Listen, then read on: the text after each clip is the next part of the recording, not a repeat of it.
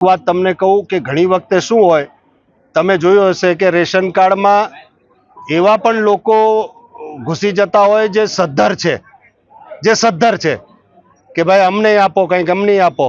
તો એવી રીતના સરકાર જ્યારે વહીવટ કરે તો ખોટા લોકો પણ અમે પગારદાર અને અમારો હક લાગે ને એવું બધું હોય, એટલે સરકારને તપાસવામાં ચકાસવામાં સમય જોતો હોય ત્યારે આવી ફરિયાદો આવતું હોય. હું એમ કહું કે આવી ફરિયાદોને ગણકારવી ન જોઈએ. સરકાર હશે તો ચોપડે બરાબર હિસાબ થશે ને નવો મંથ આવશે તો એને બરાબર સોંપી શકે. ખોટા માણસો ઘૂસી જશે એ પણ સરકારની જવાબદારી છે, એટલે સરકારને જે નિર્ણય લેવાના હોય સરકાર લેતી હોય છે. પાછળના જે અધિકારીઓ હતા આજના કલેક્ટર, એને ક્યાંક કોઈ પણ ગંભીર ભૂલ કરી હોય અથવા કોઈ પણ પ્રલોભનમાં શું કહેશો આપ? એનો ઓર્ડર જો સત્ય હજી બહાર આવ્યું નથી. સત્ય શા માટે નથી બહાર આવ્યું? કેમ કે પત્ર જે લખ્યો હતો, જેના અંદર આ બધું લખ્યું હતું હરિગીરીએ, એ પત્ર એને અધિકારીઓને ડરાવવા ધમકાવવા માટે મૂક્યો તો ખોટો કે એ સાચું હતું, એનું સત્ય હજી બહાર આવ્યું નથી. એના માટે સરકારને અરજી કરેલી છે કે એને બરાબર ચકાસો, તપાસો અને નિર્ણય લાવો. પછી સત્ય બહાર આવશે ત્યારે ખબર પડશે કે ભાઈ આણે આ ડરાવવા માટે કર્યું હતું, ખોટા નામ એટલા માટે લખ્યા હતા કે કોઈ કંઈ આગળ કરી નહીં શકે. એક્સટેન્શન લીધું ત્યારે પણ કઈ એ તો રચિત્રાજે કર્યું છે, ખોટું કર્યું છે, એ તો પહેલા જ આપણે કહી દીધું હતું.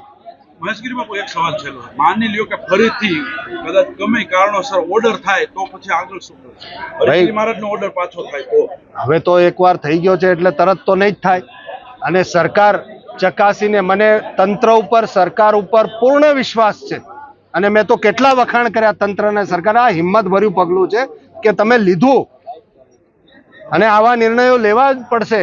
જો ત્યાં ઉત્તરાખંડમાં કાલનેમી ઓપરેશન ચાલુ થયું, અહીંયા ગુજરાતમાં રાવણ ઓપરેશન ચાલુ કરો, એટલે આવા રાવણો જે છે એનો વિનાશ થાય.